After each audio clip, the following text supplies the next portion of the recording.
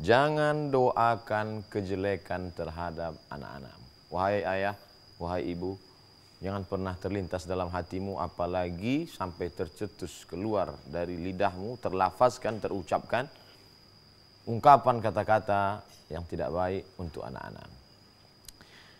Diriwayatkan dalam suatu kisah bahwa ada seorang pemuda, dia bekerja mengembala kambing. Kambing-kambing ayahnya dia gembalakan. Tentu mungkin anak muda ini, masa anak muda yang bersemangat kerja cuma mengembalakan kambing. Tapi ayahnya tidak ada biaya untuk menyewa pengembala kambing, memberikan upah kepada pengembala kambing untuk mengembalakan kambing-kambing ini untuk keperluan makan kehidupan mereka sehari-hari. Anak yang merasa tidak senang, tertekan, susah ini berusaha untuk pergi, mohon izin kepada ayahnya, tapi ayahnya berkata, jangan. Untuk sementara bantulah ayah. Tapi rupanya keinginan yang kuat ini terus bergejolak dalam dirinya. Akhirnya dia minjam uang kepada saudaranya. Dia pun pergi meninggalkan ayahnya yang dalam keadaan kesusahan. Bagaimana orang tua renta bisa boleh mengembalakan kambing?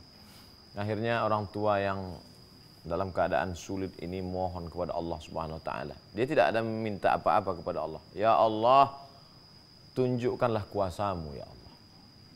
Dia tidak mengatakan tolong begini ya Allah. Tidak, dia hanya berkata ya Allah, tunjukkan kuasamu ya Allah. Apa yang terjadi? Malang tak dapat ditolak, untung tak dapat diraih.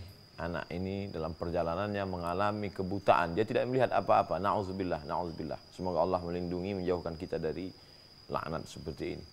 Buta, tidak bisa melihat apa-apa. Bagaimana mungkin dapat bekerja mencari nafkah dalam keadaan tidak bisa melihat? Gelap segala dunia. Bagaimana akhirnya? Orang kembali mengantarkannya kepada ayahnya.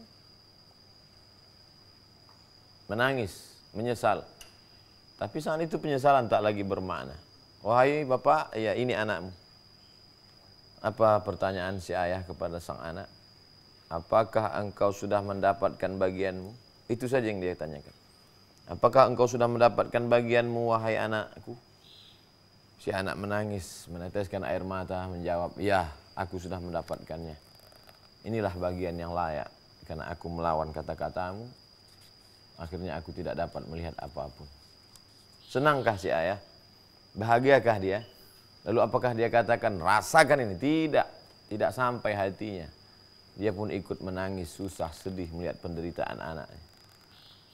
Lalu kemudian apa yang dia lakukan? Di tengah malam dia berwudu, bermunajat, berdoa, mohon kepada Allah Subhanahu wa taala. Lalu kemudian dia keluarkan lidahnya, dia jilat mata anaknya yang buta itu. Innama amruhu idza arada syai'an ay yaqula lahu kun fayakun. Allah menunjukkan kuasanya, maka seketika itu juga sang anak dapat melihat kembali. Allah kembali menunjukkan kuasanya, si anak dapat melihat dunia terang benderang.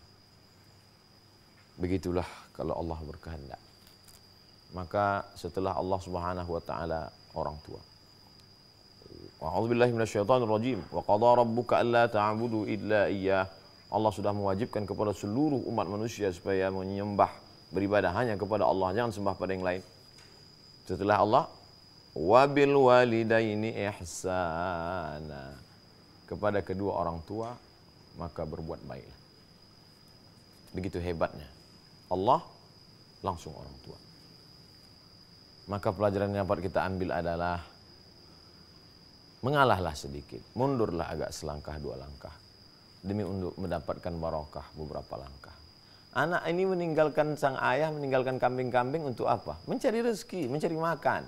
Makan itu dari mana? Dari Allah. Kuasa untuk memberikan rezeki itu siapa? Allah.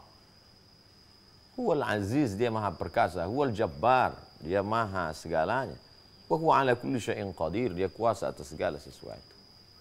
Sibuk mencari, padahal sebenarnya yang memberi Allah. Kalau Allah mau memberi begitu mudahnya. Wahai anak yang sibuk mencari karunia Allah, sampai kau lupakan ada karunia Allah yang terbesar, yaitu orang tuamu. Oleh sebab itu maka pelajaran yang amat sangat berharga dari kisah singkat pendek ini adalah bahwa begitu kuasanya Allah Subhanahu wa taala menghilangkan cahaya dari mata sehingga mata tak lagi dapat melihat, na'udzubillah. Dan kuasa juga Allah Ta'ala mengembalikan pandangan cahaya itu. Di akhir kisah ini, suatu ketika ada seorang anak menyakiti, menyusahkan ibunya. Kemudian ibu ini emosi, hilang kontrol kendali. Lalu apa kata dia? Pergilah, semoga Allah mencabut nyawamu. Masya Allah, jangan sampai keluar kata-kata itu dari mulutmu, wahai ibu. Jangan sampai mereka berenang dalam genangan air matamu. Semarah apapun, jangan sampai kau katakan kalimat yang dimurkai Allah Subhanahu wa Ta'ala. Anak itu pergi, dia menyeberang jalan. Baru saja dia melalui tepi jalan, apa yang terjadi? Kendaraan melintas. Mungkin si anak tidak melihat, mungkin sopir tidak memperhatikan, tapi yang jelas terjadi, bam, nyawa melayang, mati. Begitu cepatnya nyawa berlalu keluar dari jasad, hanya doa seorang ibu. Wahai ayah, wahai ibu, semarah apapun engkau, doakan kebaikan. Wahai anak, seemosi apapun jangan pernah kau lawan. Diam adalah lebih baik. Tidak sanggup lagi diam, tidak sanggup lagi diam. Sampai akhirnya Allah Subhanahu wa Ta'ala memberikan balasannya kepada engkau. Karena tidak dapat kau balas budi baik mereka. Apakah dapat engkau balas bagaimana titik peluh keringat air mata ayah mencarikan makan yang halal sehingga engkau bisa menuntut ilmu? Dapatkah engkau balas bagaimana rintihan mereka saat melahirkanmu, menyusukanmu, melahirkanmu, meregang nyawa? Berapa banyak angka kematian ibu.